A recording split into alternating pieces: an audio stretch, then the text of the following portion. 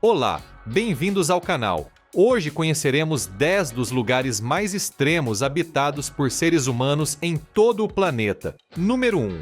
Way Rebo, a aldeia acima das nuvens. Existe um lugar na Terra que, à primeira vista, poderia facilmente ser confundido com uma aldeia saída de um conto de fadas. Em meio às montanhas cobertas por nuvens da Ilha das Flores, na Indonésia, enormes telhados em formato de cone aparecem organizados em círculo. De longe, eles parecem chapéus gigantes esquecidos no meio da floresta. Esse lugar é Way Rebo, uma aldeia localizada a aproximadamente 1.200 metros acima do nível do mar. O vilarejo possui apenas 7 casas tradicionais, conhecidas como Mbaru Niang. Cada uma delas pode atingir quase 15 metros de altura. Dentro dessas construções, várias famílias vivem juntas sob o mesmo teto, formando algo parecido com uma grande família ampliada. As casas não são apenas locais de moradia. Elas representam a estrutura social, a cultura, as tradições e a ligação espiritual do povo Mangarai com seus antepassados. Chegar até Way Rebo não é uma tarefa simples. Não existe uma estrada que leve diretamente ao centro da aldeia. Para alcançar o local, os visitantes precisam caminhar durante aproximadamente 3 ou 4 horas por trilhas que atravessam florestas montanhosas. O caminho inclui subidas longas, trechos escorregadios e mudanças rápidas no clima. Em outras palavras, caso alguém se esqueça de levar comida, água ou algum item importante, talvez a única solução seja voltar e começar todo o trajeto novamente. Durante grande parte de sua história, Way Rebo permaneceu praticamente isolada do mundo moderno. A eletricidade só chegou à região em tempos relativamente recentes. Antes disso, a iluminação noturna vinha principalmente do fogo utilizado para cozinhar, das pequenas lamparinas e de um céu completamente tomado pelas estrelas. Sem grandes cidades por perto, a escuridão ao redor da aldeia tornava o céu ainda mais brilhante.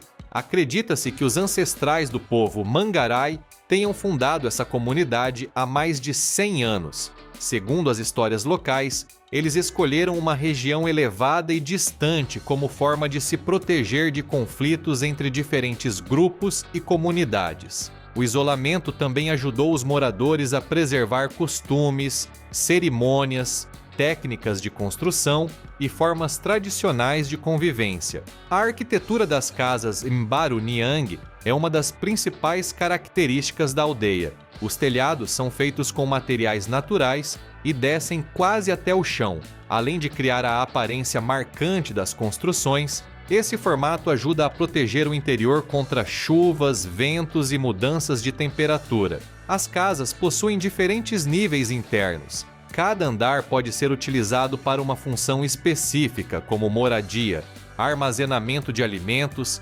preservação de sementes e realização de atividades comunitárias. Por causa de seu enorme valor cultural e arquitetônico, Way Rebo recebeu reconhecimento internacional e passou a ser considerada um importante patrimônio tradicional da Indonésia. No entanto, aquilo que realmente torna o lugar inesquecível é a paisagem. Todas as manhãs, as nuvens sobem lentamente do vale e envolvem toda a aldeia. Em certos momentos, os telhados parecem flutuar sobre uma imensa superfície branca. Observada de longe, Way Rebo se transforma em uma pequena ilha suspensa em um oceano de nuvens. Para os moradores, essa visão faz parte da rotina. Para quem chega de fora, porém, a sensação pode ser quase irreal. E talvez a pergunta mais intrigante seja esta: você teria coragem de viver em um lugar onde todas as manhãs,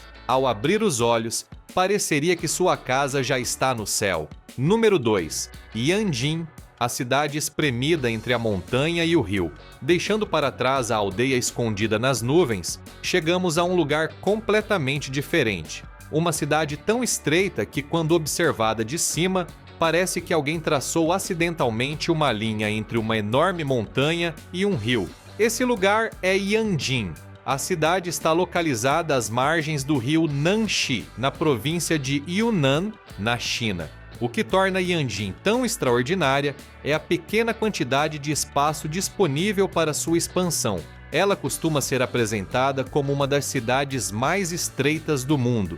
Em determinadas áreas, a faixa de terra ocupada pelos edifícios possui apenas cerca de 30 metros de largura.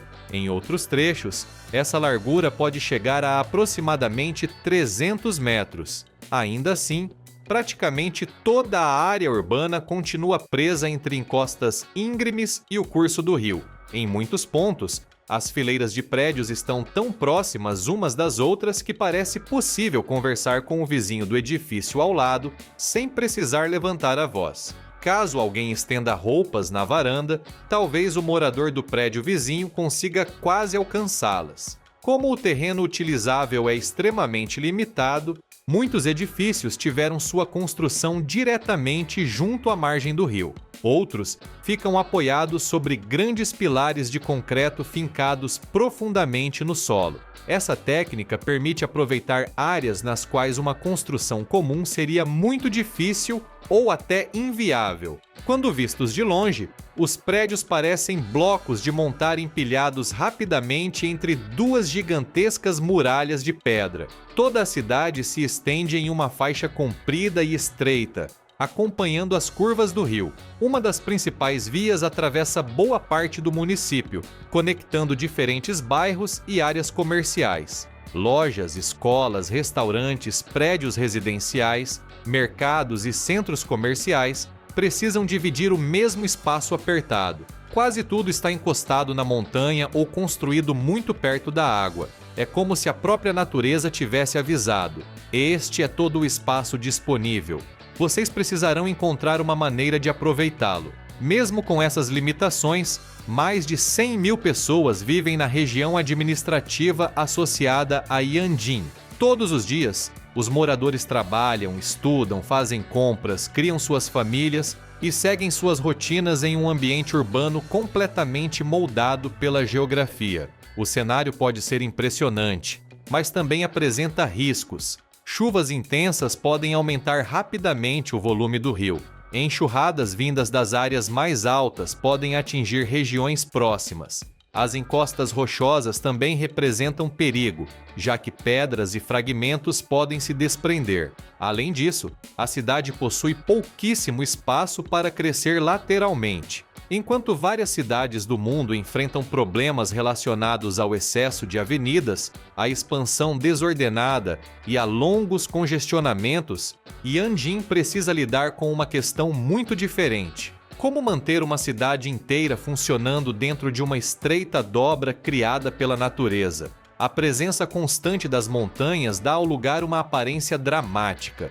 Em alguns pontos, basta olhar para cima para perceber paredões enormes dominando o horizonte. Em outros, o rio passa a poucos metros dos edifícios. Para algumas pessoas, viver ali pode transmitir uma sensação de proteção, como se as montanhas formassem gigantescas paredes ao redor da cidade. Para outras, o ambiente talvez provoque certa tensão. E então surge uma pergunta interessante. Caso sua casa ficasse a poucos passos de uma montanha gigantesca, você sentiria paz ou ficaria levemente apreensivo toda vez que abrisse a porta? Número 3. As ilhas flutuantes do povo Urus no lago Titicaca. Se as casas construídas junto aos penhascos de Yanjin já parecem suficientes para deixar qualquer pessoa impressionada, no lago Titicaca a situação se torna ainda mais fascinante. Ali, algumas comunidades vivem em ilhas que flutuam sobre a água e que, em teoria, podem até mudar de posição. Muitos visitantes, ao ouvirem essa história pela primeira vez, imaginam que se trata de algum exagero. No entanto, para o povo Urus, esse modo de vida existe há várias gerações. O lago Titicaca está localizado na região dos Andes, entre o Peru e a Bolívia. Ele é frequentemente apontado como o maior lago navegável situado em grande altitude no mundo. Sua superfície encontra-se a aproximadamente 3.812 metros acima do nível do mar. Nessa altitude, o ar é mais rarefeito, as noites podem ser muito frias e o clima muda rapidamente. Espalhadas pelas águas do lago, Existem dezenas de ilhas flutuantes construídas e mantidas por comunidades Urus. Algumas estimativas mencionam aproximadamente 120 ilhas, embora esse número possa variar, já que certas estruturas são ampliadas, separadas, reconstruídas ou abandonadas ao longo do tempo. Milhares de pessoas pertencentes ao povo Urus vivem na região, embora nem todas permaneçam continuamente nas ilhas. O aspecto mais extraordinário dessas estruturas é o material utilizado. Elas não são feitas de pedra, concreto ou terra compactada. A base é construída com totora, uma planta aquática que cresce abundantemente nas áreas rasas do lago. Os moradores cortam grandes blocos formados pelas raízes e pelo solo entrelaçado da vegetação. Esses blocos flutuantes são unidos e cobertos por diversas camadas de juncos secos. Com o tempo, a parte inferior começa a apodrecer por causa do contato constante com a água. Por isso, novas camadas precisam ser adicionadas regularmente à superfície. A manutenção das ilhas é contínua. Caso os moradores parem de colocar totora fresca, a estrutura pode perder estabilidade e começar a se deteriorar. Sobre essa base flutuante, o povo Urus constrói casas, passarelas, áreas comunitárias e pequenos ancoradouros. Muitas embarcações tradicionais também são feitas com os mesmos juncos. De longe, todo o conjunto parece um enorme tapete dourado tecido sobre a água. Ao caminhar pela superfície, é possível sentir uma leve movimentação sob os pés. O chão não possui a rigidez da terra firme. Ele cede suavemente, lembrando constantemente que tudo está flutuando. Dependendo do tamanho e da espessura da base, uma ilha maior pode abrigar várias famílias. Em alguns casos, 2 famílias dividem a mesma estrutura. Em outros, o número pode chegar a 10 ou mais. Quando uma comunidade cresce ou quando surgem conflitos entre moradores, partes da ilha podem ser separadas. A divisão é feita cortando a base de raízes e afastando as estruturas. Assim, uma ilha pode se transformar em 2. A totora está presente em praticamente todos os aspectos da vida local. Ela serve para construir casas, barcos e ilhas. Também pode ser utilizada como combustível, alimento e matéria-prima para artesanato. O interior branco e macio da planta é comestível e pode ser consumido pelos moradores. A origem desse modo de vida está ligada à necessidade de proteção e sobrevivência. As comunidades Urus teriam passado a viver sobre estruturas flutuantes como uma maneira de se afastar de grupos rivais e controlar melhor o próprio território. Por estarem sobre a água, as ilhas podiam ser deslocadas ou reposicionadas. Atualmente, o turismo também exerce um papel importante na economia de muitas famílias. Visitantes chegam de barco para conhecer as construções, observar o artesanato e aprender sobre os costumes locais. Porém, apesar da presença de turistas e de tecnologias modernas, a manutenção das ilhas continua dependendo de técnicas tradicionais. Isso faz com que o Lago Titicaca abrigue uma das formas de habitação mais incomuns do planeta. E talvez o mais surpreendente seja imaginar que, enquanto a maioria das pessoas constrói casas tentando garantir uma fundação imóvel, o povo Urus decidiu criar um lar capaz de flutuar. Número 4. Castellfollit de la Roca, a cidade sobre uma muralha vulcânica. Nossa próxima parada costuma fazer os visitantes interromperem a caminhada e pensarem: quem teve a ideia de construir uma cidade exatamente aqui? Esse lugar é Castellfollit de la Roca, um pequeno município localizado na província de Girona, na Espanha. A vila teve sua construção sobre uma estreita formação de rocha basáltica, com aproximadamente 50 metros de altura. Essa estrutura surgiu a partir de antigos fluxos de lava vulcânica que, depois de esfriarem, formaram uma enorme parede natural. O assentamento se estende por quase 1 quilômetro ao longo dessa faixa de rocha. Visto de longe, o conjunto parece um gigantesco navio de pedra encalhado na borda de um abismo. A parte histórica da cidade ocupa uma área bastante limitada. Menos de 1.000 pessoas vivem no município. e boa parte das construções mais antigas está concentrada ao redor de uma rua principal. Em ambos os lados dessa via, encontram-se casas feitas com pedras vulcânicas escuras.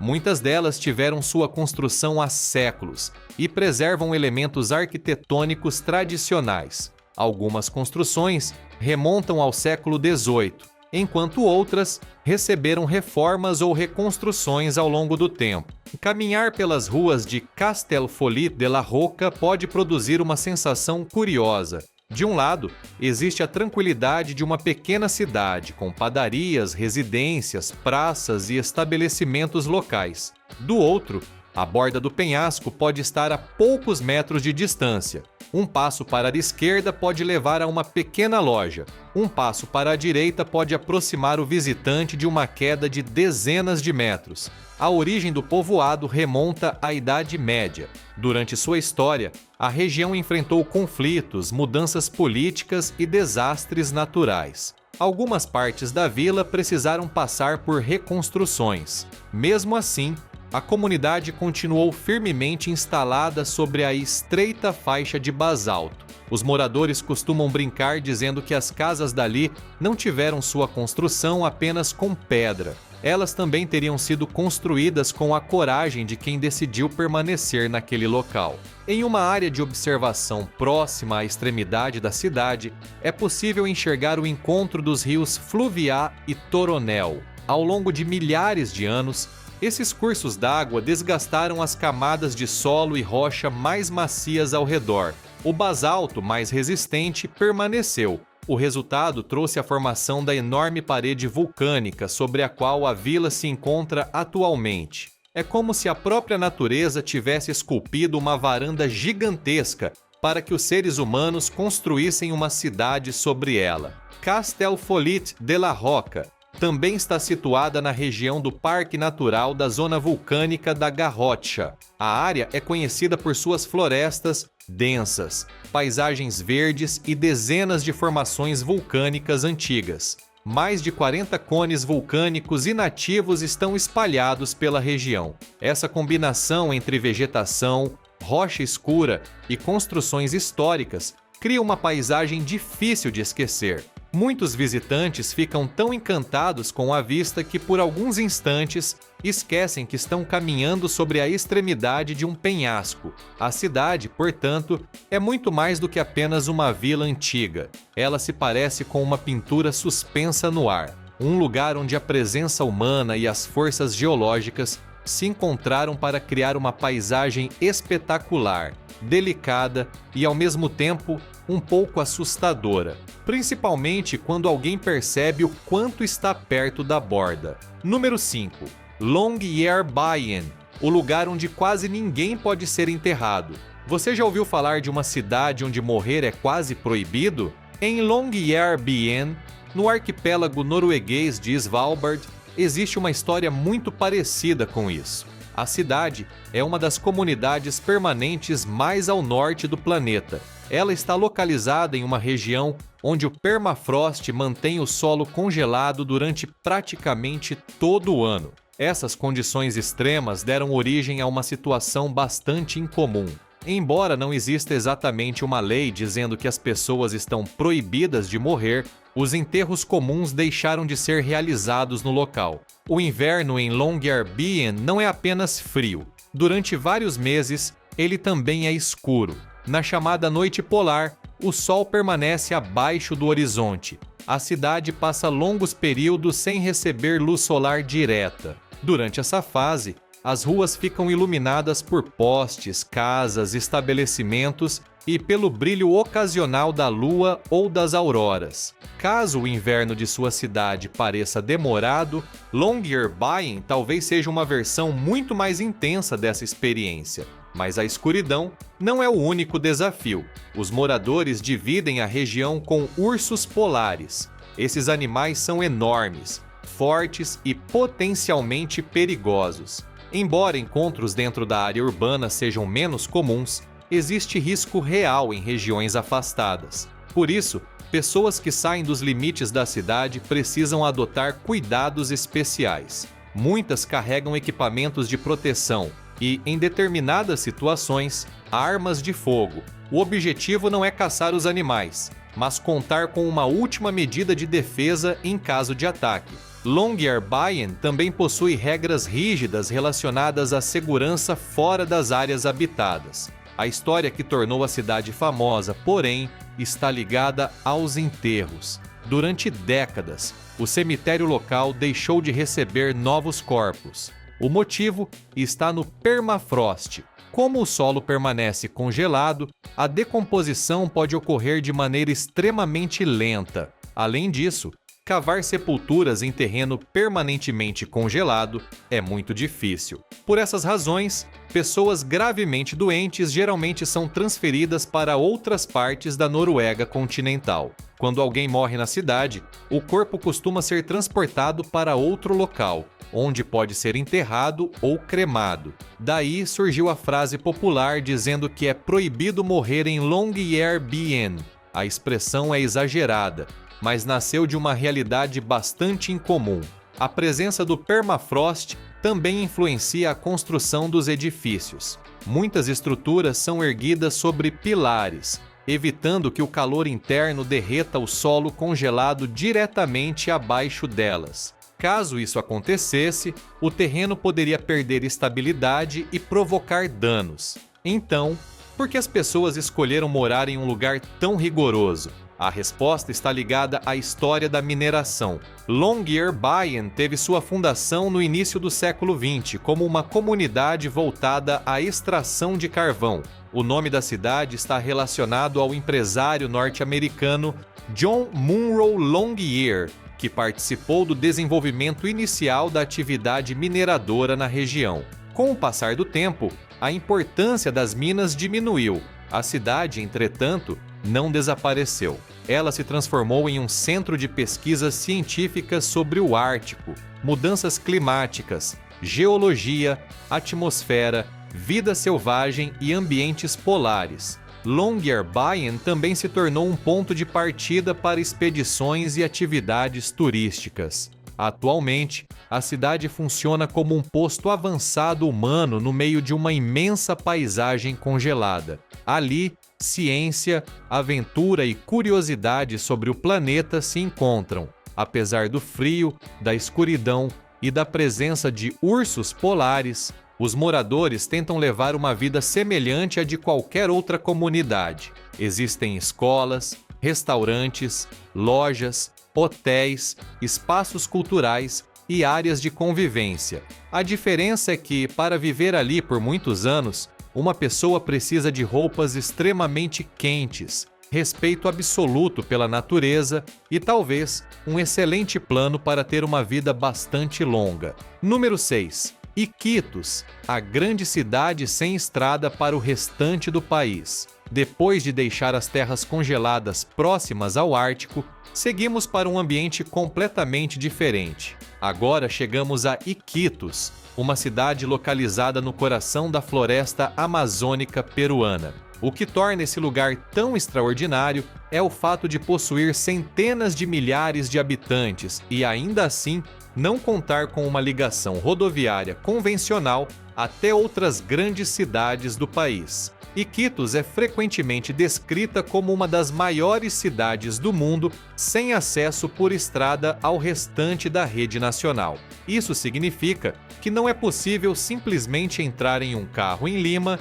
e dirigir diretamente até lá. Em determinado momento, a estrada acaba. Para chegar à cidade, as principais opções são o avião ou as embarcações que navegam pelos rios da região amazônica. Até os aplicativos de navegação precisam aceitar que não existe uma rota terrestre contínua. Em vez de grandes rodovias ligando Iquitos ao exterior, os rios funcionam como avenidas naturais. Barcos de diferentes tamanhos transportam passageiros, alimentos, combustível, materiais de construção, mercadorias e animais. Algumas embarcações fazem trajetos curtos entre comunidades próximas. Outras percorrem longas distâncias durante vários dias. O movimento nos portos e nas margens lembra o trânsito intenso de uma metrópole. A diferença é que, no lugar de ônibus e caminhões, Existem barcos, canoas e navios regionais. Para chegar ao mercado, transportar produtos ou viajar para outra comunidade, muitas pessoas precisam apenas caminhar até um pequeno cais. A vida da população também recebeu a influência dos ciclos da água. Em áreas próximas aos rios, várias casas são construídas sobre pilares altos. Outras estruturas podem flutuar. Quando o nível da água sobe durante a estação de cheia, bairros inteiros mudam de aparência. Passarelas improvisadas substituem ruas. Pequenas embarcações passam a circular entre as casas. Em determinados momentos, a cidade parece estar deslizando suavemente pela floresta. O local onde existiria uma garagem em outra cidade pode ser substituído por um ancoradouro. Iquitos teve um período de grande prosperidade durante o ciclo da borracha, entre o final do século XIX e o início do século XX. Comerciantes e empresários de diferentes países viajaram para a região em busca do látex extraído das seringueiras. Durante esse período, a cidade recebeu construções sofisticadas, produtos importados e influências arquitetônicas estrangeiras. Alguns edifícios históricos ainda lembram essa fase de riqueza. A localização de Iquitos dentro da extensa rede de rios amazônicos ajudou a transformá-la em um importante centro comercial. Mesmo sem conexão rodoviária, a cidade manteve contato com outras áreas por meio da navegação. Além do comércio, Iquitos tornou-se um ponto importante para pesquisas, turismo e deslocamentos pelo norte da Amazônia peruana. Naturalmente, viver no meio da maior floresta tropical do mundo também significa conviver com condições bastante particulares. O clima é quente e úmido. Chuvas fortes podem ocorrer com frequência. Insetos, animais silvestres e cheias inesperadas fazem parte da realidade regional. O transporte de determinados produtos pode ser mais caro, já que tudo precisa chegar de avião ou de barco. Ainda assim, Iquitos continua funcionando como uma grande cidade cercada pela floresta. Centenas de milhares de pessoas estudam, trabalham, vendem produtos, organizam eventos e constroem suas vidas em um ambiente sem ligação rodoviária direta com o restante do país. E talvez a característica mais fascinante seja justamente esta. Iquitos pode ser uma das poucas grandes cidades do mundo onde a avenida mais movimentada não é feita de asfalto. Ela é formada pelas águas do rio. Número 7. Meteora.